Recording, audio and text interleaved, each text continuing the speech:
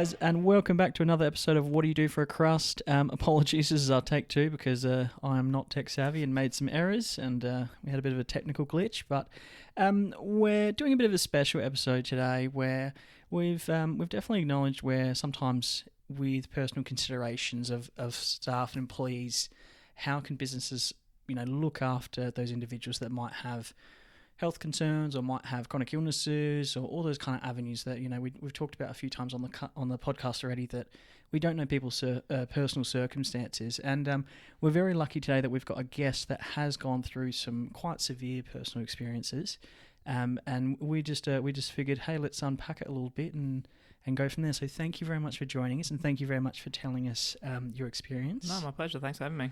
If you wouldn't mind, and I'm sorry guys, we are doing this for the second time, so I'm really embarrassed about that. Yep.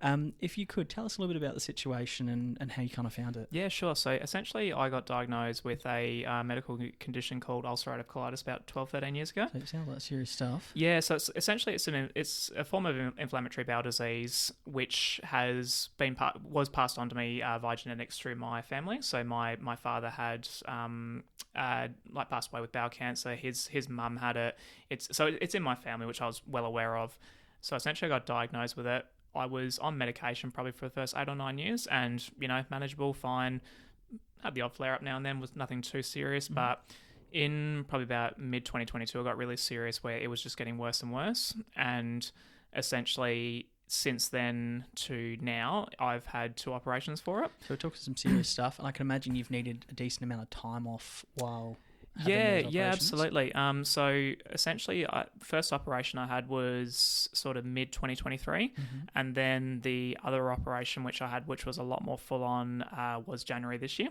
So basically because of that, obviously having to deal with it in the workplace, I think when it comes to, and obviously we probably will talk about this, but there's a lot of times where people will go into the workplace and they'll sort of say, you try not to bring your personal life into it. Yeah. Sometimes just out of your control. I think just naturally it happens. I think, we're all human, we're all people. There's always complexities going on. You never know. I wholeheartedly believe this. You never know what's going on in someone's background. Absolutely. And what they're dealing outside of work. Yep. Can I ask you, how has this personally affected you? Because obviously, that's quite an important thing where it's taken a lot of time off from work, I would guess. Yep. How have you found... we always talk about work-life balance and those kind of things. This kind of throws all of that out of the window. Absolutely, yep. How did your work... Did you feel supported? My workplace were amazing. They were absolutely incredible. Nice. I could not have asked for any more support than I was given. I wouldn't say I was given too much support, but... Is there ever a thing? No, well, no, there's not. I could not be more blessed with how they dealt with me. As much as they were aware of my medical condition, but at the same time, I think once they realised I had to have my first operation, they actually realised how serious it was. Yeah. A lot of people were aware of the issue, and it's like any sort of medical thing you go through, unless you physically go through it, no one knows obviously the full extent of it. Yeah. But at the same time, I think they had sort of started to see certain tendencies of myself that, they were sort of saying, okay, well, this makes sense as to why you might be feeling this way. And I think once they realised my first operation was needed, I think and it wasn't that they were doubting me, but I think they didn't realise how serious it was. So I think because of that, and I'm not sort of painting myself, as to say I'm a model employee or anything like that, but I'm very much someone who, I take a sick day when I'm sick. Yeah.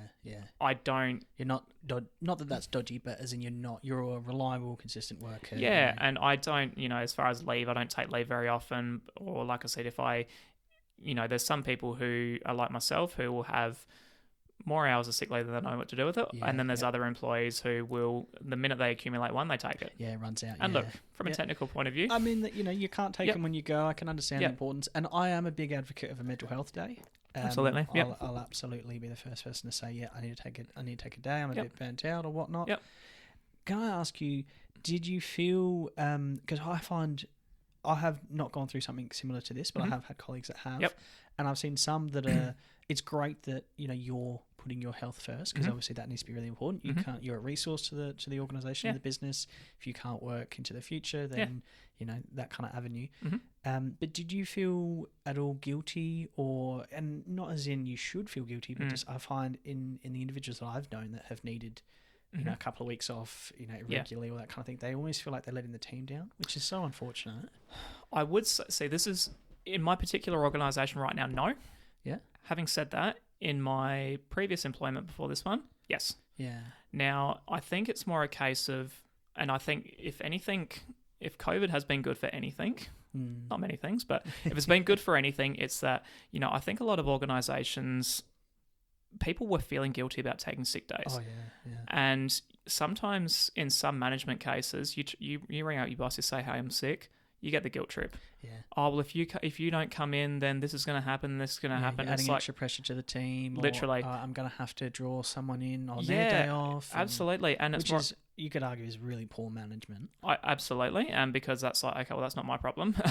But then at the same time, I was definitely one of these employees who, I could have the runniest nose in the world, but I'd be like, you know what, it's just easier if I go into work, so I don't want the guilt trip on the phone if I ring up sick. Whereas I think because of COVID, because businesses are actually encouraging us to stay home if you're feeling sick, I've gone into my workplace at times, my current one, and if they hear me sneeze more than 3 times in a row, they'd be like, Chris, get out of here. Yeah, you're right. Okay. Yeah. Do you find, just a bit left field, but do you find there's always a bit of a hesitancy or an uncomfortable avenue of someone going home midday? It gets to 2:00 and you're not feeling well, you got a bad headache. I don't know, so many people are like, I'll take some Panadol, I'll stick it out. And you're like, well, if you're getting crook, now is I would assume, I'm not a health professional by any avenues or a medical doctor, but now's the best time to obviously go home and rest, or to, book in for a doctor, or get a lie down, or whatever it might be. But I always find some people go like, I don't know, I'll just push through, and then they make it almost worse. I think it's more a case of and you touched on it perfectly at the start of the episode, that you got to put your health first. 100%. You have to put your health first, and if you're looking at it, just taking morals out of it, from a purely work perspective, if I am not physically well, I cannot do the job for your organisation. I cannot work. 100%. So there's no point putting yourself through that stress, because ultimately, from a company point of view, you're not going to deliver the best result. I completely agree. I know a lot of listeners at this point would be saying, okay, well, you've got union representation, you've got sick leave, you have long service leave, whatever your situation may be, and it's a responsibility of an organisation to look after you or to support you, no matter the medical condition or whatever you're going through in your personal life.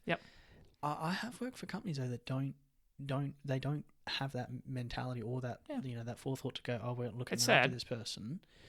It's great to hear that you're with an organisation that did that. It really is nice, because often you'll hear the bad things. Can you sort of walk us through how did they manage this to a certain point? Because I can't even repronounce what your diagnosis was. That's okay. It was quite a complex phrase.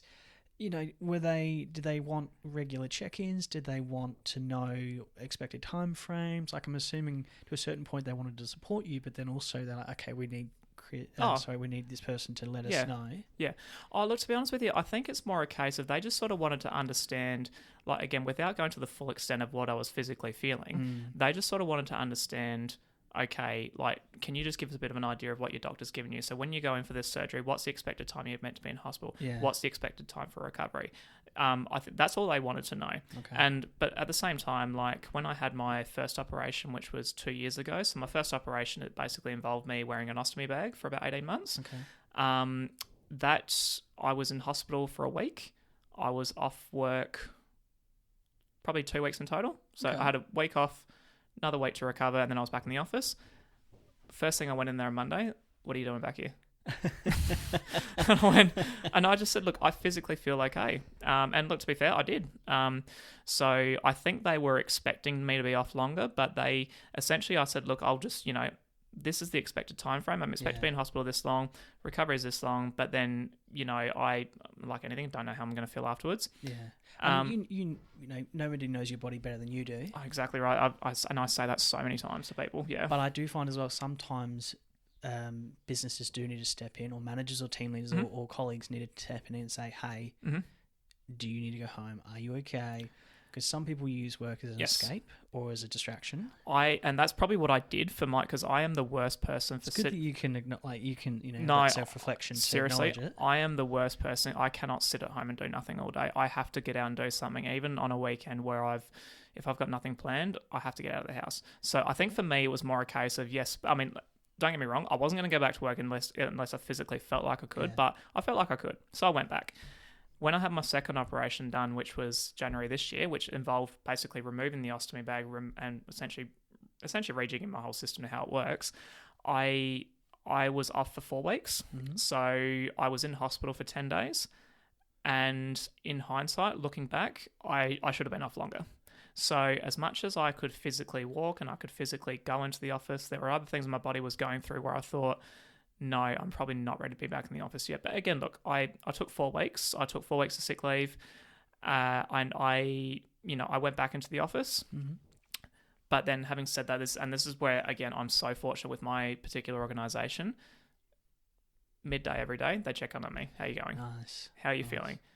And they could see it in my face when I was not feeling well. They just said, Chris, go home, basically. So there was a lot of that. But I'm very fortunate because I know there'd be a lot of organisations that wouldn't do that. I definitely know there's some organisations that, every person's just a number kind of thing, and you're just there as a bum on the seat and all that kind of stuff. Exactly.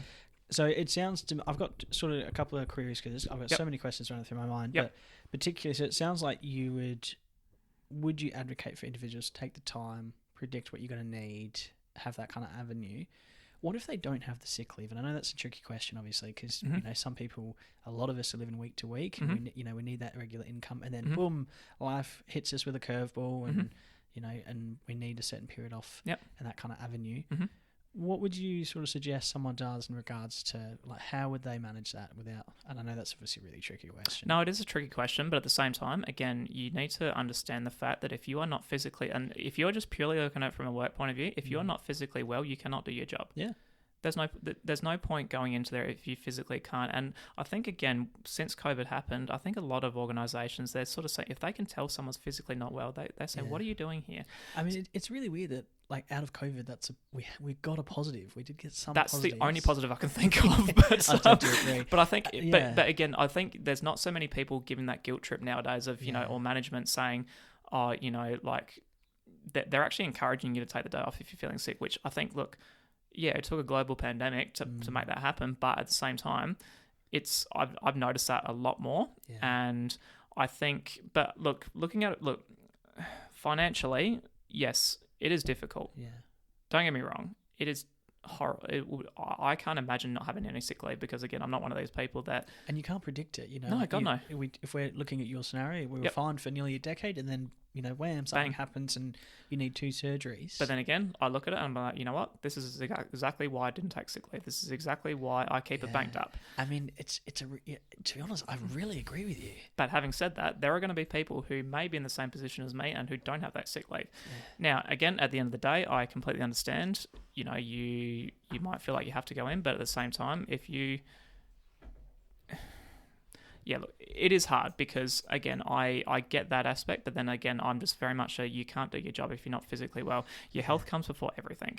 Your physical, your mental health comes before everything. So I know a lot of workplaces nowadays might be able to give you like pay in advance and that kind of thing, but even if that's not an option, I still agree with you. If you don't have sick leave, if you don't have any leave at all, and you still need to do something to look after your personal welfare and your health, I mean, you've got to take it, surely. Absolutely, and again, said it a few times now, but you need to be if you are going to go to work, you need to physically be able to do what you're employed to do, and that's just purely looking at it from an organisational point of view.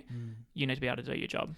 Now, obviously, this episode's a bit left field and a bit different to what we normally do, but can I ask you, how did your sort of colleagues react? Because I can imagine, like, you're there doing a job, you are going on realistically unprepared leave, or not Mhm. unprepared leave, but unpredicted leave. Mhm. I'm sure that would have resulted in a lot of extra pressure falling to some of your colleagues, Mhm. which is by no means your fault by any means. Mhm. And that realistically, that responsibility falls on a business or organisation to try and put avenues in place. How do you sort of go, and how do you find the process from a your colleagues' perspective? Again, they know me, and Yeah. again, they're essentially they're my work family, but they're a family. Yeah. So they know me. They know me very well. We spend 8 hours a day together, sometimes more. So they know me, and they know that unless I'm physically struck down by lightning, I'm generally in the office. Yeah. So I think what they know, and when it comes to sick leave, I think there can be two different ways you can look at it. If I'm planning sick leave 4 months in advance, okay, well obviously it's pretty serious. Yeah. Now, if I'm calling up sick every Tuesday because I don't want to come in the office because this person's going to be in there, Yeah. that's a bit of a sign. But obviously, that is a sign. But having said that, though, I think because they knew me, look, again, I can't complain about my organisation. They were amazing. They were so supportive and helpful. And I think because they knew what I was going through, obviously not to the full extent, but because they knew my actual physical and mental well-being, where it was at with what I was going through, look, amazing. Did you have to do like a return to work interview or like a physical or anything like that? Personally, no. So my particular role is that I sit at a desk basically. So I didn't have to. Essentially, I just had to.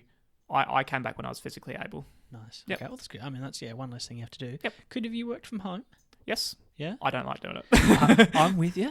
I don't like doing it, man. Every week I get told I'm a weirdo because I like going into the office and I like seeing the team, talking to the people, finding out what's happening on the ground. I don't like working from home. There's a couple of reasons I don't, and one of them is exactly that. I love being around people. Yeah. I don't like being on my own. Yeah. But at the same time, another aspect, my particular role that I do is actually a lot easier if I'm in the office. Mm-hmm. Now, look, when it was peak COVID times and we had to work from home, okay, it wasn't ideal, but look, I dealt with it. Having said that, if I don't have to work from home, I won't. Yeah. And I also think I like keeping work and home separate. I mean, that's a really good point that not a lot of people raise. And I know we're going a bit off topic of the theme of this episode, but 100% that's a really good point that people go, well, it's good to separate them. You walk through that front door and you're home. Mm-hmm. Business day is done. Yep. You've driven, or bus, whatever it is. Yep. You've gotten home from work, and that's, you're like you've wiped the slate clean kind of thing. I really agree with you there. No, I think it's just you gotta, you don't work to live. What is it? You don't live to work, or you don't work to live, whatever it is. Yeah. But you've got to have your downtime. And I mean, if people's laptops are at home, there can be the temptation to open up and answer a few emails where it's like, okay, it's in the office. Yeah. It's 20, 30 minutes away. No, am I going to go drive there and answer it? God, no, I'm I not. know some people that take the bus or the train to work. I do, yeah. And then there you go. So and then what they'll do is they'll work a full day and then take the bus or the train, and then they'll do more work on the bus or the train. Yeah, why? Because they're like, oh, I'm not doing anything. Yeah. And I go, well, but like listen to a podcast, maybe this one, Mm. or Yeah, exactly, read a book, Mhm. like have a nap, whatever it is. But that's almost your decompression time. And look, to be fair, with most time you're spending on a train, I spend 15 minutes on a train. How much am I realistically going to get done in 15 minutes? I agree. But I mean, obviously you and I are the same. Yeah. Same of the individuals. Can I ask then, with the experience you've gone through, and don't get me wrong, it sounds extremely traumatic and very complex. Yep. If I was your team leader, manager, general manager, director, whatever it is, what would you say? Like, how would you? If I was a listener, who's in a leadership position, how would you suggest that I manage the situation to support you as best as possible? What are the kind of things that I need to do to make sure that I'm not losing a good resource? Yeah, absolutely. That you want to come back to work. You need to. I think you need to be not aware of the full situation. You need to be aware of what's going on. Yeah. Now, if I've been dealing with this medical issue for X amount of time, and I just sprung them on them saying, "Hey, look, I need a surgery, have an ostomy bag next week," and they go, "Hang on, where on earth has this come from?" Yeah. Not a good way to handle things. Fair. But it probably would would happen from time to time. Absolutely, but that also comes from the employee as well. So it can't just come. You're not just going to be a team leader and say, "Hey, Chris, have you got ulcerative colitis?" Oh, okay. Like you're not just going to ask those questions. Fair. But I don't know if legally you can these days. No, probably not. No, but at the same time, I think it's important that they at least ask if you're an employee, I think it's your responsibility to tell them what's going on and at least make them aware of things. But at the same time, I think so. From a management point of view, I think just checking in regularly, just sort of saying, like, even if you just want to pull them aside for 10 minutes, just saying, look, I know you've got this. Realistically, where's it at the moment? Just asking a question, like, and, it doesn't have to be anything more than that, because then at least that way, I mean, my team was sort of aware what was going on, because, I mean, I was keeping them in the loop. I was telling them, look, this is realistically coming up. And I agree with it's a two-way street. You need to. And I think they could see with the amount of doctor's appointments I was having leading up to my first operation, they were sort of saying, okay, maybe something's, they were starting to see it there. Okay. And probably come back to the working from home thing, as opposed to some employers where if they've got a doctor's appointment, they'll work from home. I'll just take a sick leave. I'll take a sick day in that respect. Yeah. I'll just say, look, I've got a doctor's appointment today. I'm taking a sick day today. I mean, by the time you sit in the waiting room and all that kind of stuff, it takes a long time. Yeah, exactly. Yeah. Yep. Okay. I mean, it's an interesting concept, and I think it's very hard to predict these kind of things. Like, I think from your perspective, you had 4 months notice. Yep. Even then, that's quite tricky and difficult to plan, just in regards to things in general, and not know realistically how much time you'll need off. Mm-hmm. Can I ask you, what I find with individuals that need to take short-term leave, realistically, whether it's sick leave, personally, whatever it may be, a lot of the time there's a fear of returning, because you're coming back to an obscene amount of work because you haven't been there. Yep. Or, no one knows the coverage of the duties that you're doing to the full extent, or knows, where things are at and all that kind of stuff. And you might not get time for a handover or for a supportive process or all that kind of stuff. How did you find it in your situation? So, I mean, obviously I was very lucky because I had the notice. I could do that. So it was more a case of, okay, realistically, this is where every single job's at. This is what needs to be done in order for it to, achieve the end outcome. But, there are situations, I mean, look, just hope this doesn't happen, but just what if someone gets a cancer diagnosis one day? Yeah. Now, obviously, it's hard from a human point of view, because you want to, obviously, you got to sympathize, but then it's like at the same time, hang on, I've actually got to, how do I handle this from a work point of view? Yeah, absolutely. So I think it's just more, and this is very hard to do, because just say, like, let's just say that does, God forbid, that does happen to someone. It's a very difficult thing to do, but it's more a case of, okay, this has happened, we sympathize, but realistically, what do we need to do? Yeah. Just from a business point of view. I mean, and at the end of the day, it is a business. Things need to run. They do. I hate the phrase business as usual, because it's definitely not business as usual. It's not. But, it has to come into play. You do have, everyone needs to, the business needs to run. People need to get paid. They need to get their salaries and all that kind of stuff. And the lights need to keep on and all that kind of stuff. Yep. I'm curious, you were away for 4 weeks. Yep.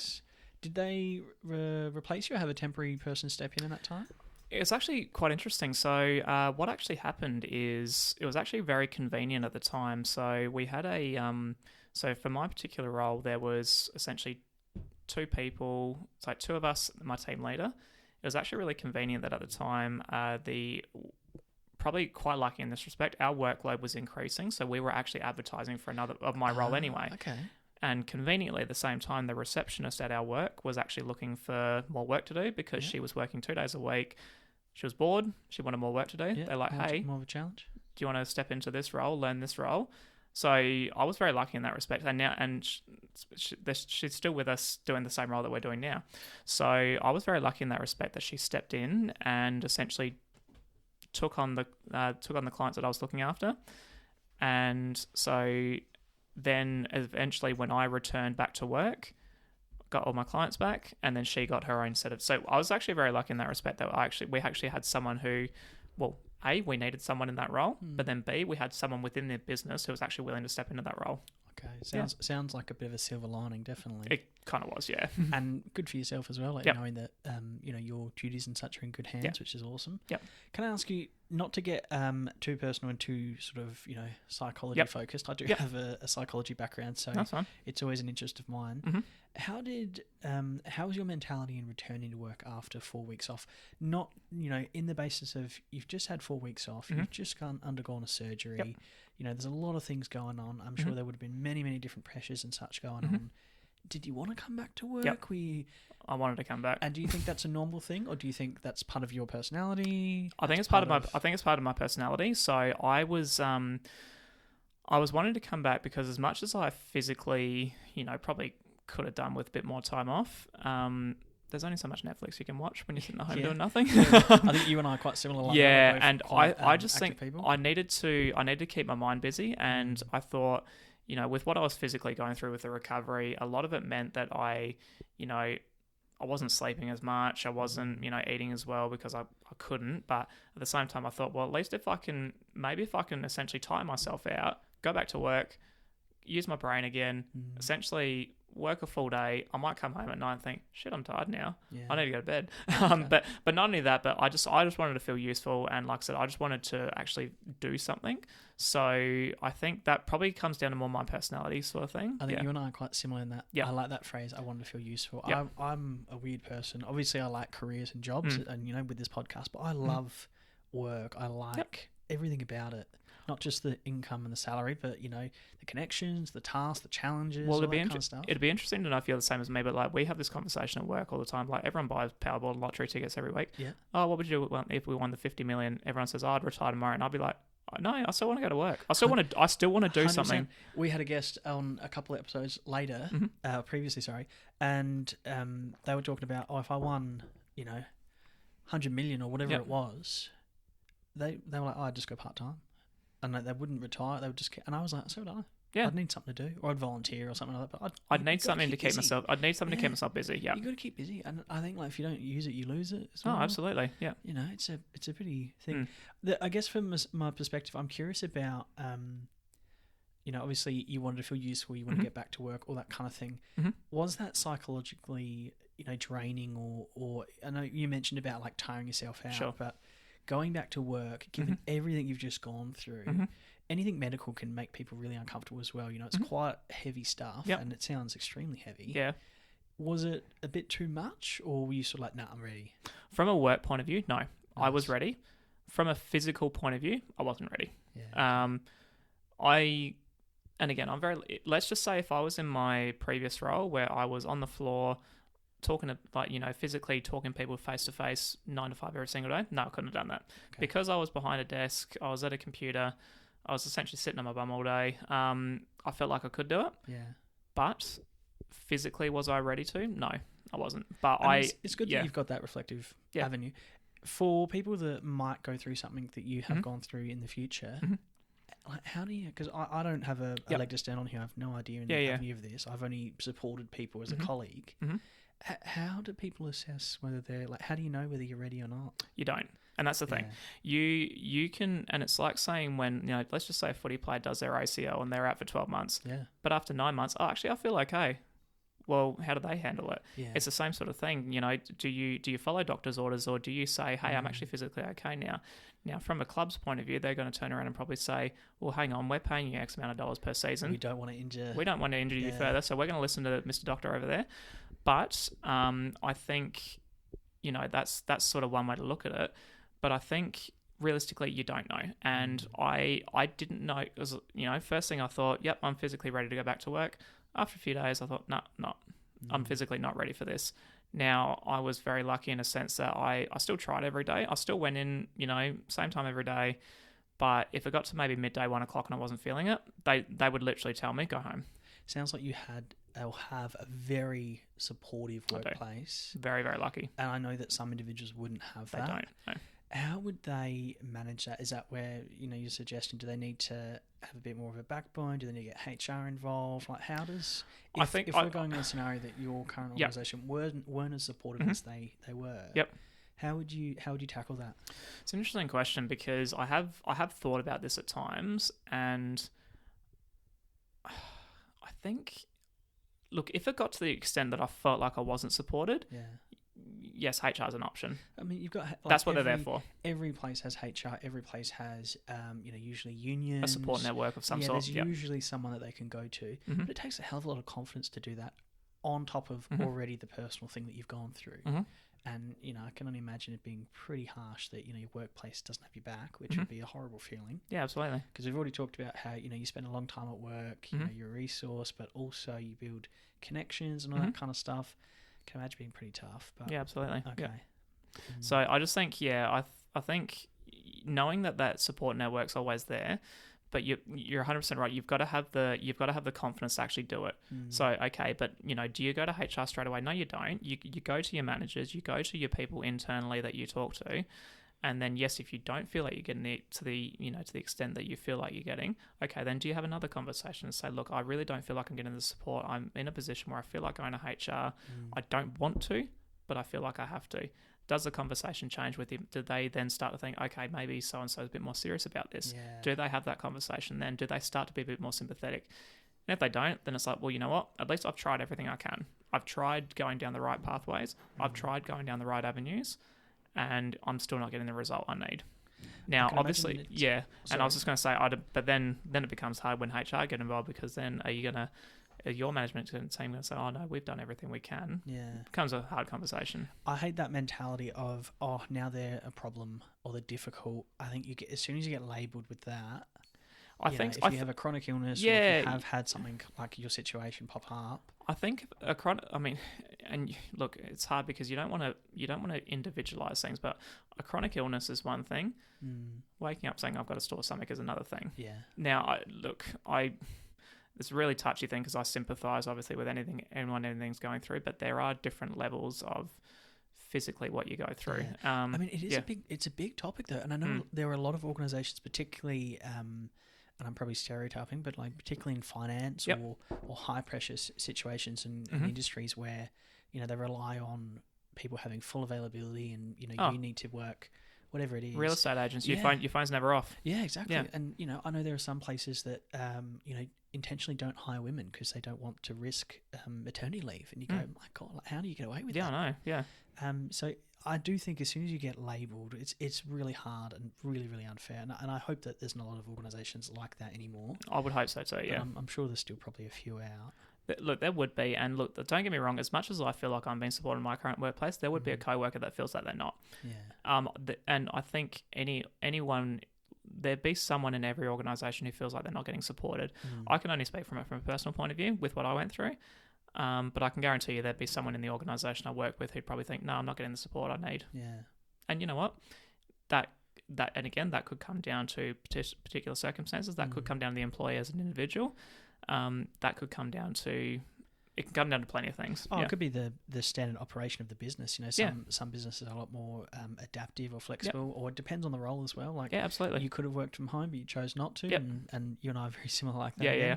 But I'm sure that there are industries where you can't work from home. A tradie maybe you be hands on and have to be there, or tech support you have to go in and check the software or the hardware, whatever it is. Literally, yeah. Okay.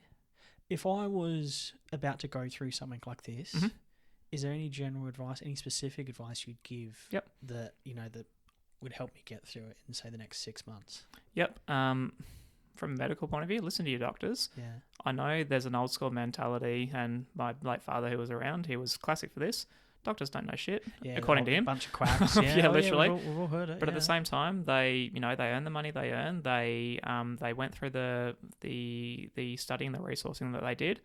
They know a lot more than we do. Yeah. Now, obviously, it's hard because they may not physically know what you're feeling, but from a medical point of view, listen to your health professionals, listen to your doctors.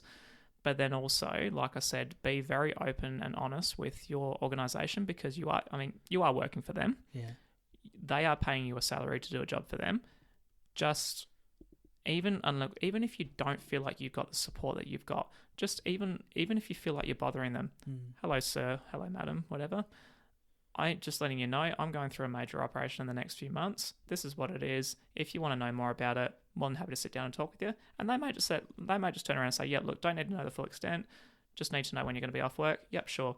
Just basically plant the seed. And it's like anything. Other side of the fence, if you're going on a 6-week European holiday, do you tell them when you book it 12 months in advance, or do you tell them 4 weeks before you need to go out? Very fair. You book them when you tell them exactly when you know it's going to happen. Do you think it's a bit of mutual respect that comes? Absolutely. Mutual respect that comes into that. That I know I've booked this, or I know I've got this upcoming. More notice is good notice. Absolutely. Yeah.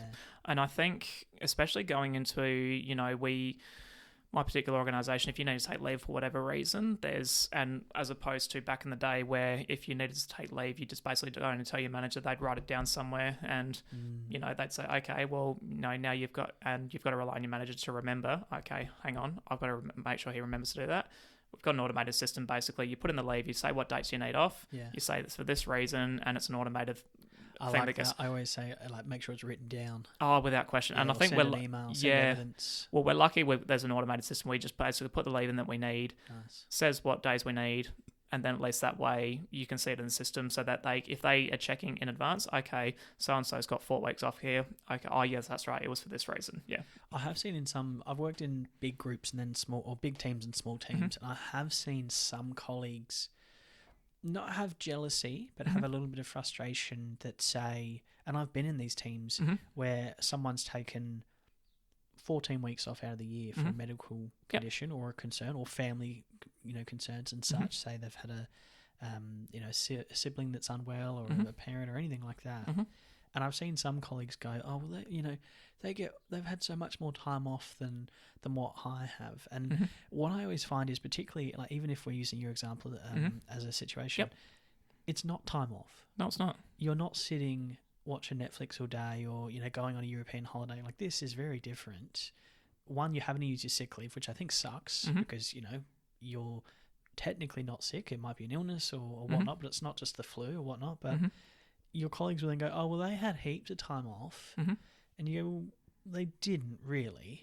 Like, this is actually something, and there can be a little bit of a bit of unfair avenue, because then you go, okay, well, I've just come back and now I need a break because of everything that I've gone through emotionally, physically. And like, oh, you just took 14 weeks off. What are you talking about? Yeah. I think that can be really hard to obviously to process and to consider. Did you get any of that in your pathway? See, personally, no, but whether you agree with it or not, it's entirely up to you, but I, probably not so much sick leave, but sick leave and annual leave, I look at it as a reward. It's a reward for saying, if you've worked at an organisation like I have for 5 years and I've got, let's just say, 7 or 8 weeks of annual leave, that's a reward for me. That's sort of saying to me, okay, look, if you ever want to take 8 weeks off, it's there waiting for you. See, some people would disagree with you there. Not that Which I is am, fine. but some people would go, oh, it's a right. I have a right to. I've earned this leave. I'm going to take it at a week's notice. And, Well, so I got a mate of mine who lives in America, for example, and I've sort of explained, she has a full-time role, same as I do. And I sort of say, I get, 4 or 5 weeks a year of annual leave. Oh, they get 2 weeks. 2 weeks? 2 weeks. It's nothing. It's bugger all. I mean, different careers and professions. Some get 12, some get 8. Not only that, but, can she accumulate that? No, she can't. Really? I mean, so I look at it as we're very lucky. Yeah. So I mean, look, I look at it as a reward, and look, I'm the sort of person that, my particular organisation, we get, we have a forced shutdown period of Christmas for 2 weeks. Yeah. So we're closed for 2 weeks over the Christmas break, which we have to use the leave that we've got. Which but I'm the sort of person that, unless, and sort of touching on what we said before, when I can't sit still, I will happily work the whole year, knowing that I've got 2 weeks at the end of the year to look forward to. Now, I generally won't use any annual leave unless I've got something planned. So if I'm going to take 2 weeks off during the year, it's because I'm going on holiday, or it's because I'm doing this, or it's because I'm not just going to take 2 weeks off and just sit there and do bugger all, basically. Christmas period can be a really tricky one, because some people go, oh, I've got young children, I want Christmas off. And then there's always those individuals who don't have young children who go, well, I still want Christmas off. I worked just as hard as you did all year. Well, it's a tricky... It definitely is. I mean, we're lucky in a sense that because we have a mandatory shutdown period, the business isn't open. That's definitely a positive. But my last role I worked in, which was electrical retail, basically Christmas time was a time when no one was allowed to take annual leave. Yeah, hotspot. Yeah, so basically it's the most busiest time of the year for them. So it was basically... where my current organisation is a mandatory shutdown period. That was a mandatory period. You can't take any annual leave. So I think, when it comes to that, I thankfully in my organisation, no, there's none of that, because I know, like, if we had someone in our organisation who had that much annual leave that basically for the whole year, he took every Monday off. So he only worked 4 days a week for about a year. I mean, that's not bad. And that's what he decided to do that. He just said, look, I'll just take every Monday off as my annual leave. That's what I'll do. As opposed to take a big block of it at a certain amount of times. But, and you can say the same with long service leave. Long service leave to me is another reward. You've been with the same organisation for 10 years. that's a reward for you for sticking it out with us. I definitely agree. Yep. Circling back. Yep. Can I ask you? Yep. Given the complexities that you've gone through for your health, has that changed your avenues of careers? Obviously, this being a career podcast, I'm just curious, and I don't mean to put you on the spot. No, that's this fine. Is by no means prepared, ladies and gentlemen. Has that affected, how you've chosen a career or a job and whatnot? Because I'm assuming, that has affected many attributes in your life in general. Sure. I think it's so. Certainly in the so when I was diagnosed with it initially, which was 2013, one thing I wanted to do when I was younger was I wanted to be involved in policing, so police officer. Yeah. Now, I think because it was nowhere near as serious as what it was when I was actually applying, it didn't really affect me at all. Hypothetically, if I wanted to, not that I want to, but if I wanted to now, I think that because of what I've been through and because obviously it got worse as the years went on, I think it would completely change my aspect in a sense that I'd be a little bit more, I suppose, if I was looking at something else, I'd be a little bit more conscious to say, well, look, hey, can I apply for, say, this, or can I do this because of my health? So, yeah, it must admit, like, I've never really thought about it like that because, like I said, I'm very happy with what I do. But I think it would probably make me think a little bit more. So, like, where generally most organisations, when they employ someone, have you got any physical, attributes that may affect you doing your job? Previously, I'll click no. Now I'll probably click yes. Do you think it's appropriate that they ask that? I think so. Only reason why I do is because at the end of the day, I mean, again, you're doing a job for them. So I think they need to know, okay, have you got anything that... And look... But look, if they still hire you knowing that, fair enough then. No worries at all. Yep. I mean, I'm all for open disclosure, but it feels a little cheeky. And is there ever a possible way to prove that you weren't hired because of that condition and such? And which that's where we get into Fair Work Commission and all those kind of things. And it's the same thing. We saying like we advertising for we want a woman, but we're advertising for a man as well. Now, like it's the same sort of conversation you can have. Okay, well, if you want to hire a woman, why is man being interviewed? But again, it's the same thing. Are you ever going to really know? Very true. I mean, and it's very hard to test. I know a few people that do have chronic illnesses or disabilities and such, or even just bad backs or something that limit their avenue of what they can do, and they refuse to put things on because their avenue is, I'm choosing to do this role. I believe I can do it to its full requirement. But I don't know. See, the thing is, this is where I think. So I think I've got no problem disclosing it, and even if I'm more than happy to say, look, I've got this. I physically still feel like I can do the job. Now, but if the organisation was to turn around to me and say, look, we're not going to hire you for this reason because of your medical, I'd actually be okay with it. I'd actually rather they tell me that because, they may not physically know how it is, but I'd actually rather them to, I'd want people to be honest with me. We're not hiring you because of this reason. I'd be like, okay, look, fine. Just tell me. If that, because at the end of the day, because you don't physically know how it feels, like you don't know how it's going to affect me. Like you don't know if I'm going to have to, say X amount of sick leave. You don't know this. So no, I'd actually be okay with an organisation telling me that. Fair enough. Yeah. I think that's pretty open for you. Yeah. Pretty open. Yeah. I don't think many people would have the same No, and look, and that's the beautiful thing about opinions. Everyone's got one. Very true. Yeah. Very, very true. Yeah. Yeah, fair enough. Yeah. It's a bit of a rabbit hole that you can definitely go down, that's for sure. But we are coming towards the end. Thank you so much for being here. Thank you. Thank you so much for obviously being open and chatting with us about this. It's obviously quite a sensitive topic, but I think a really important topic. I think so, and I think it's just important to know that everyone goes through shit basically. Yeah. We're all human. We're all human. Everyone goes through something, but it's just more a case of I think just being open and honest about it. It does go a long way. Yeah, I agree with you. Yeah, I really do. Do you think in every industry or just in some? I think every industry has to be accepting in some respect, and I think, look, you can only do so much. I think you at least have to try. Yeah. You at least have to try and be open about it. And look, if you don't feel like you're getting the support, okay, look, just at least know I've tried to sort of help you out. Yeah, very fair. Absolutely. Well, thank you so much. Thank you very much. Cheers.